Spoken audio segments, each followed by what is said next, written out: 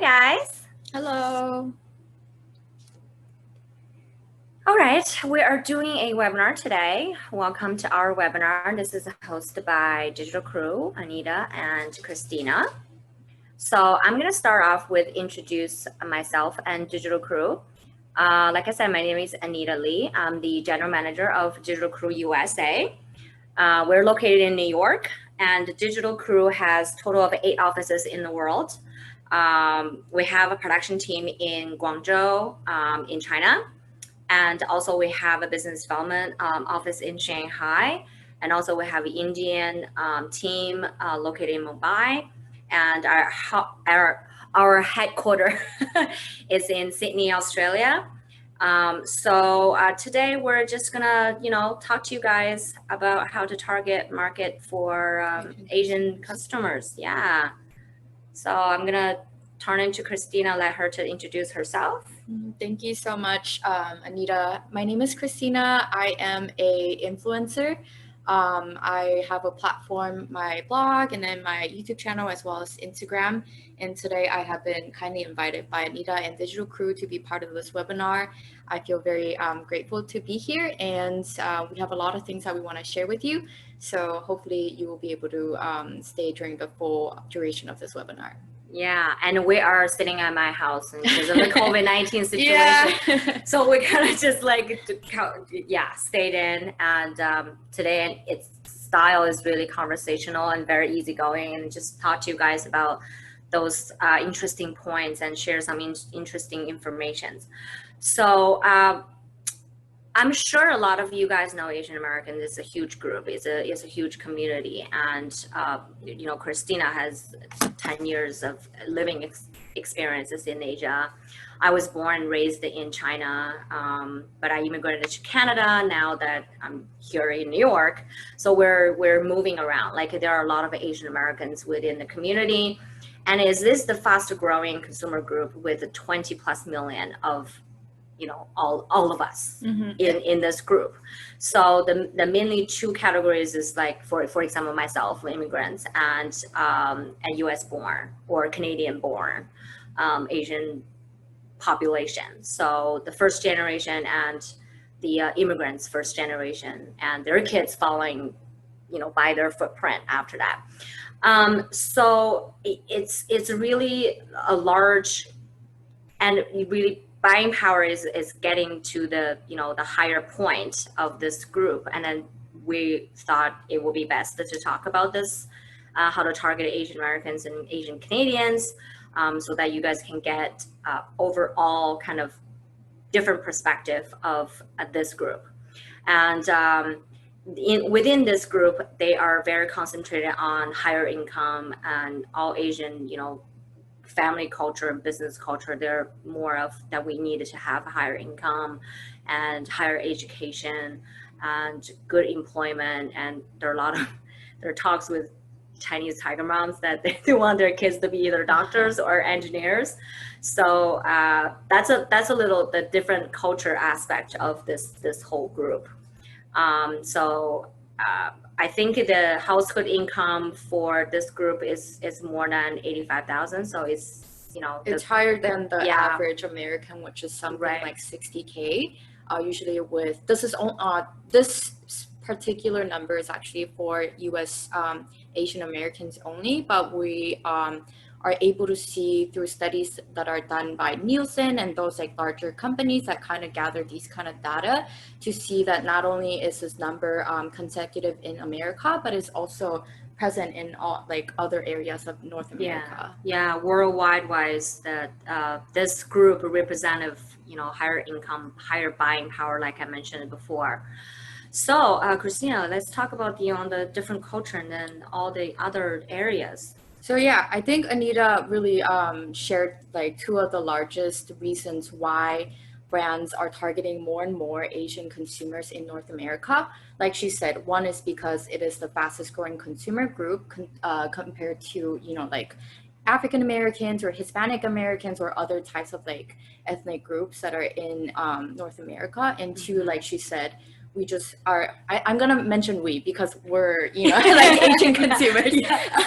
We're not only the fastest group, but we are also one of the highest earning groups compared to average Americans. And the third point that I am now going to mention is that brands are really targeting, more brands are targeting this group of people, not only because it's like an increasing in number, but because of the cultural aspect. For example, in the past, and I believe if you have any like Asian friends, or you are even like closely, you understand the culture side of the group even a little bit, you might have noticed that in the past, like Asians, regardless of your ethnicity, whether you're Indian or you're Vietnamese or you're Chinese, you're Korean, you're Japanese, whatever it may be, the mainstream media used to kind of see us as like an immigrant. We're always the foreigner. Especially in film and mainstream media, we were always depicted as like the nerdy kids, the karate kids, or, you know, like the dragon princess. Exactly. Yeah. It's always like, oh, we own like convenience stores, or, you know, like we work at restaurants, you know, like the takeout Chinese restaurants or something. But then in the recent years, especially in the 2000s, we're seeing that there has been, like, we're at that breakthrough point, if not already like broken through mainstream media.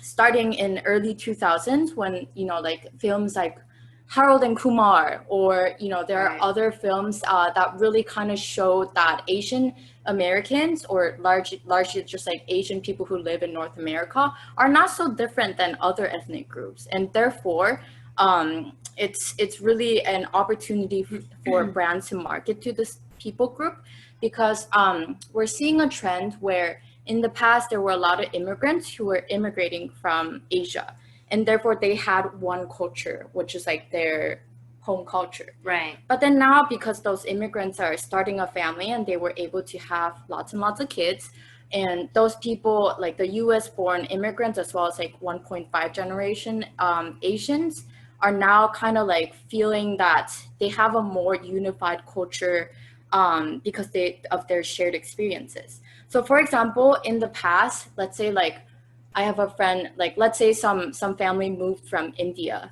and some family moved from Vietnam. And those people may not identify with each other because they're like, oh, I only identify with my home country.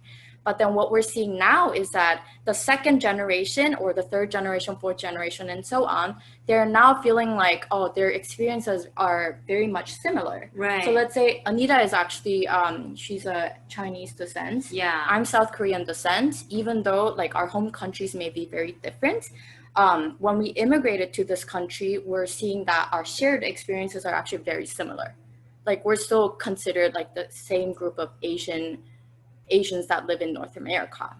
Yeah. So I think now that there is more of this like unified culture, it's such a great opportunity for marketers and brands to kind of tap into that like untapped market. Yeah, so we're seeing that trend across all industries.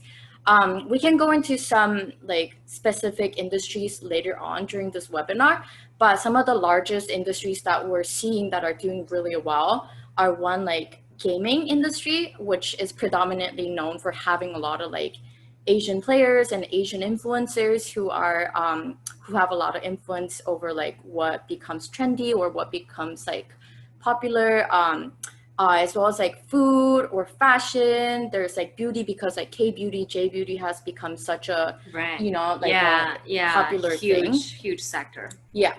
So we just are sharing that it's really an opportunity for marketers to really look into this, because one, it's a culture that is newly being formed and coming to surface, and two, it's untapped because it's so new, yet it has such an opportunity because, you know, it's the largest growing as well as like the highest income.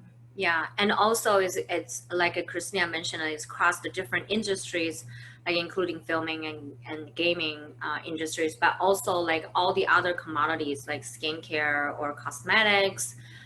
We have some clients that they're targeting Asian Americans or Asian Canadians, and some universities, they are targeting to those groups as well, because those people are already here.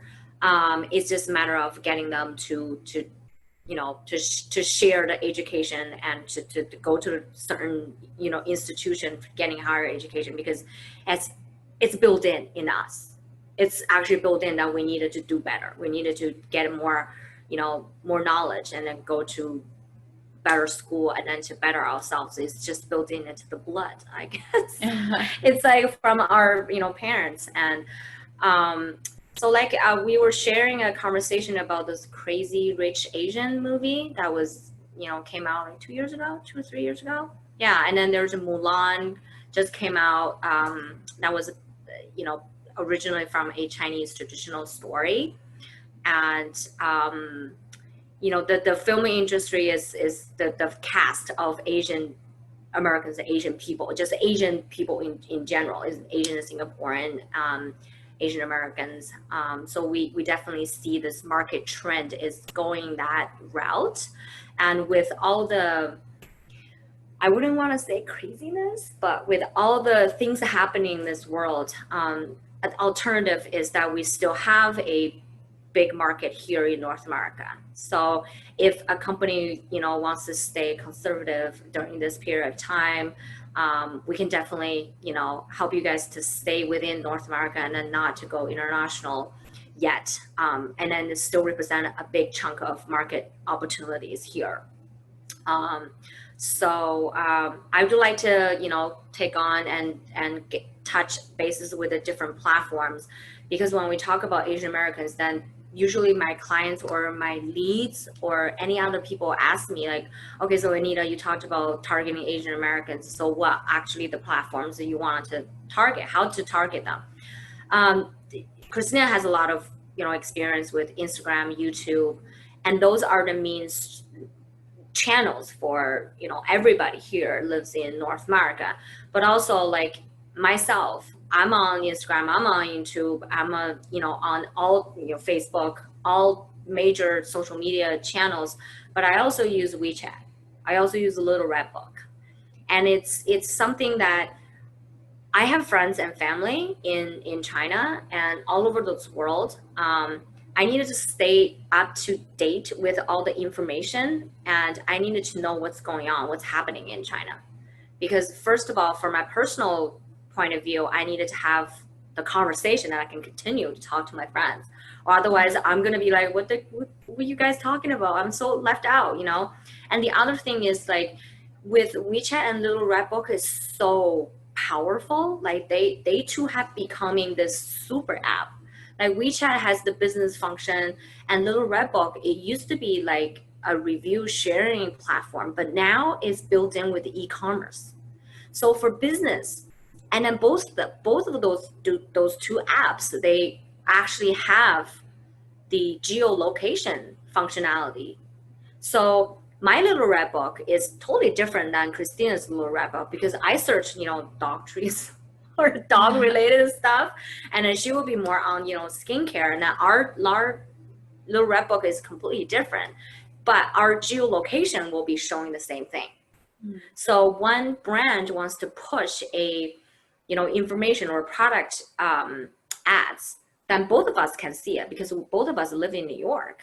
So the geolocation functionality is really locating people who are on Little Red Book and then, searching for something. Then they would just be auto feed.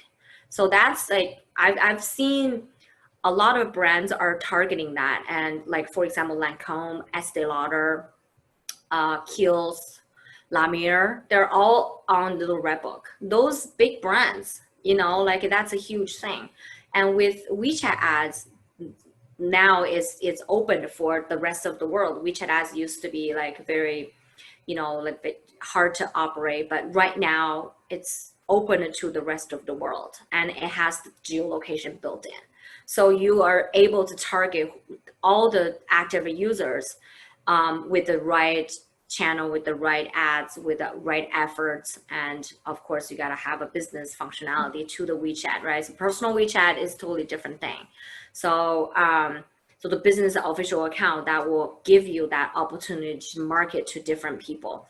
And those apps are really now world friendly. And I've have client ask me, Anita, I don't have any business registered in China, can I have a WeChat? Can I have a Little Red Book? Yes. So you can actually apply for business accounts for Little Red Book and for WeChat just using your US or Canada registered company paperwork, and then you can apply for a legit business account. So now those apps are very user friendly, and I've seen a lot of great return. Like there's a brand called Orton from Australia that one of my colleague did the WeChat ads, and also they did the influencer marketing, like hire somebody like Christina, and then they did this whole, just live streaming buying. And live streaming is huge in China right now, and there's a lot of other platforms have this live streaming, like IG story, Instagram story. It's similar with that, but live streaming just basically having the influencer talking about the product, and then whoever is on the live streaming, they can purchase it right away. And this brand invests in approximately 20,000 Australian dollars, and their sales in return, they generated sales for $100,000 Australian dollars. I mean, that's huge. And like we're concentrating on the return on investment, and we don't want our leads or our clients to spend money and then not getting anything. We are very driven to get you, the result.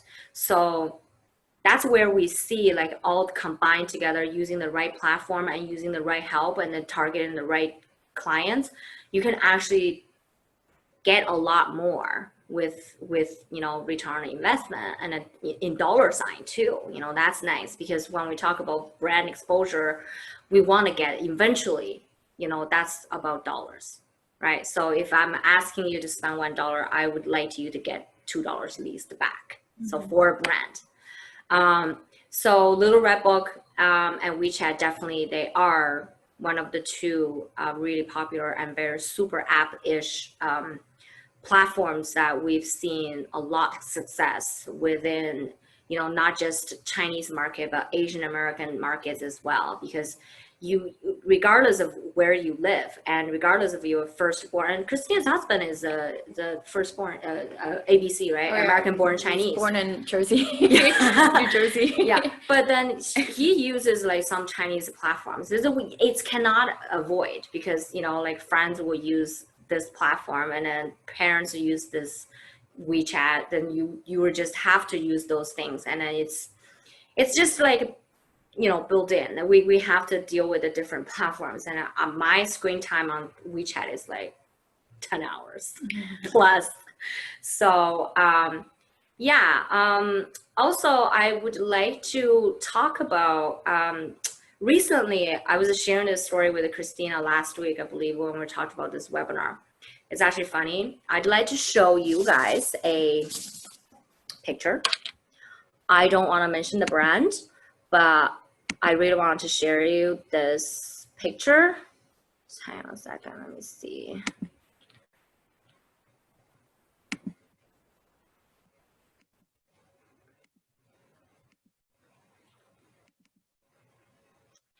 So this is an example I want to mention. I don't know, this is targeting the Asian Americans or just purely Chinese, but we're all like kind of in the same umbrella that we're all Asians. And Christina lived in China for 10 years when she was little. So we looked at this. This is the Chinese Valentine's Day promotion for a brand.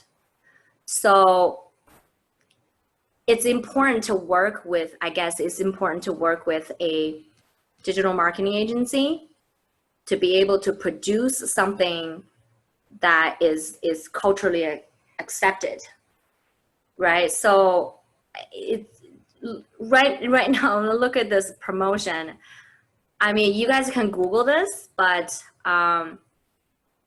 the general public, and I've asked my friends before Googling the reaction from Chinese, I've asked my friends who are, Taiwanese, Hong Kongese, and American-born Chinese, I asked them, what do you think about this piece of artwork? With all the respect with the brand, like I think it's great that they're recognize the Chinese Valentine's Day, but like on the bag is saying that he loves me in Chinese.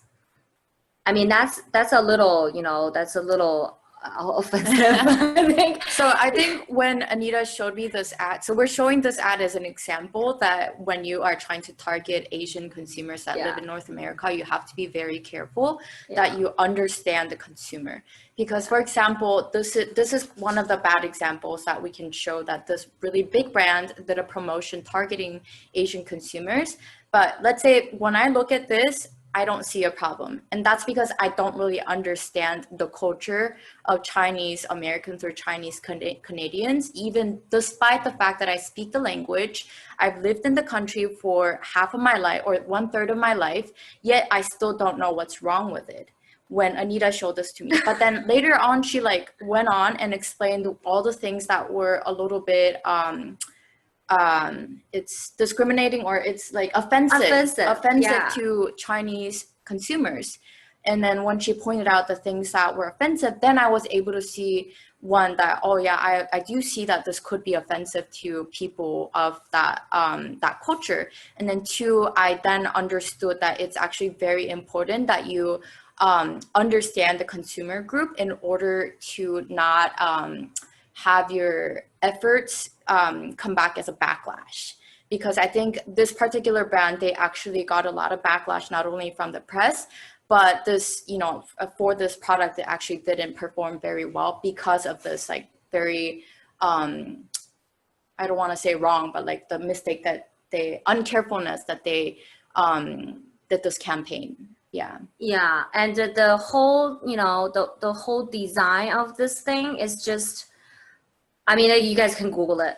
It's all over the press, and then there are a lot of people talk about this piece of, artwork, and yeah. So I thought it's interesting to share this with you guys, and then just as an example of the importance, why it's important to culturally, it's very important, and then you don't want to do something that you thought is okay, but your audience may not think okay. Okay, so we got a question on here. I'm gonna read out loud. So the handbag says he loves me. What does the balloon say? Oh. Yeah, maybe we can dig more into the example and kind of like share why this would be offensive. Maybe I should go into details. Okay. Maybe some people who are in the webinar are also like me, and when I first saw it, I was oblivious to why this would be offensive. I thought it was just like, okay, Chinese ad.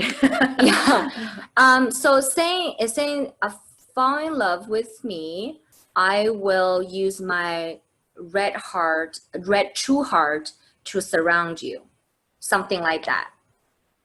And it's in traditional Chinese character. It's basically saying that because if it's a bag, right? So the last 3 characters, bao wei ni, is like surrounding you, but bao is like the bag in Chinese. It's like a wordplay. Yeah, it's a wordplay. But I mean, okay, so I'm gonna say this because I checked it with my my friends, and we had a little talk about this. He loves me on this bag is like, wait, you our Asian ladies are so insecure that we need a bag to say he loves me.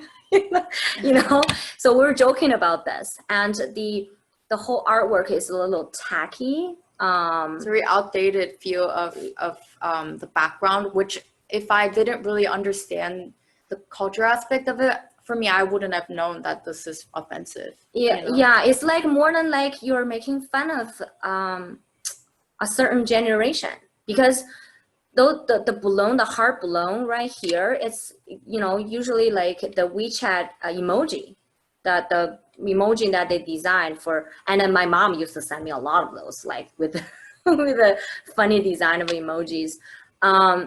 It's almost like like making fun of something, but I can't pinpoint like which direction they wanted to do. But this whole thing is just really bad taste in the mouth, I think. And I confirmed with some other my friends, and we agreed the same thing. And we, like this, it's just not I was expecting from this brand, basically, right? So it's a huge brand.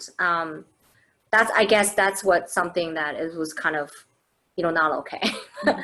Yeah, that's important to work with a professional and experts to target and send the right message out, especially when you're doing promotions or sending a brand message, But anyway, the good thing is they got attention.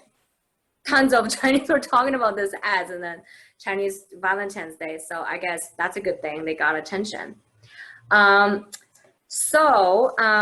like to share, and I will work with Christina, share some our case studies within the Asian American space that we have currently working with Creed, the perfume brand.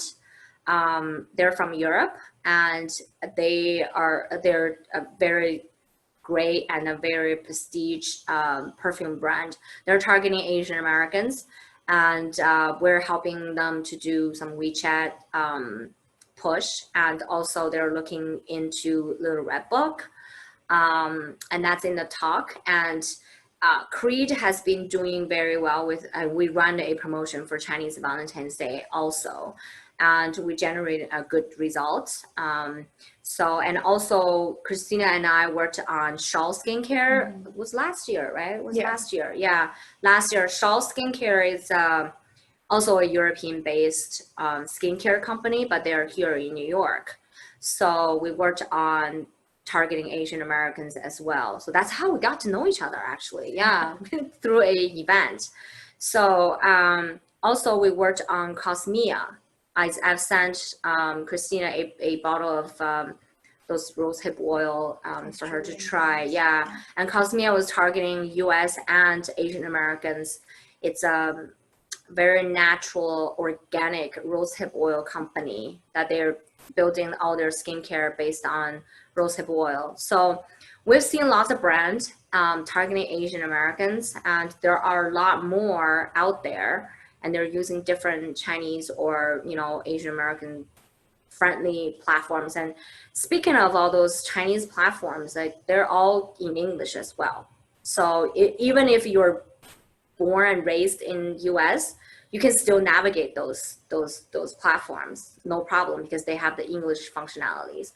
So yeah, I think that's pretty much everything. And unless you guys have any other questions, and those questions about the example, that was great. That was really great. Yeah. Anybody have any questions? I wanted to add one more thing. Yeah, sure. So I think because we earlier went over a bad example of why certain brands kind of failed one of their campaign targeting Asian consumers. So I think we prepared a little bit more information about then what is the right way to target consumers. I'm sure like you guys are attending this webinar because you have some interest in targeting Asian consumers. Right. We shared with you a wrongful example. So maybe we can share a bit, maybe 3 bullet points of like what to do to effectively then target this consumer group. So we found 3 things. We found one, it's very important, which we kind of mentioned earlier, to understand the community and deliver culturally relevant content.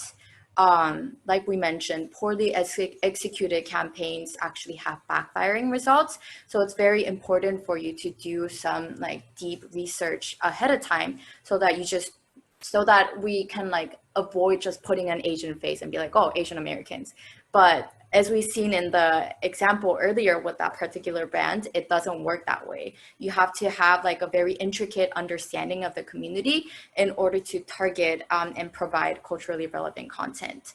So that's point number 1. Number 2 is we've seen a very a trend of success, and I think this is also a study that's done by Nielsen. They put together once a year, they just kind of provide data, and in regards to Asian consumers, they were able to see that when people use Asian influencers or Asian just people like film or any kind of content that feature Asian influencers, it is positively received by not only Asian communities, but also just the general community. I think it's because North America is, especially in the US, especially in the coastal areas, it's becoming more and more culturally diverse. So people are, they're used to seeing an Asian face now. And because more and more like Asian communities are being viewed and being portrayed in mainstream media as like more of like kind of model citizen, and they like have a higher income, and because that is becoming more of the norm, when you promote with Asian influencers, is being viewed as a trustworthy brand, and it's being viewed as like a good kind of quality products. So those are two things. And number three, you should focus on digital channels. The ones that Anita, kindly mentioned, like the WeChat and the Little Red Book, are very specifically targeting towards like Asian groups. So you can use, of course, like the more generic ones like Instagram and YouTube, and those are also good platforms to be on, but it's going to be very hard for you to specifically target Asian consumers because like Instagram and YouTube are just like more broad.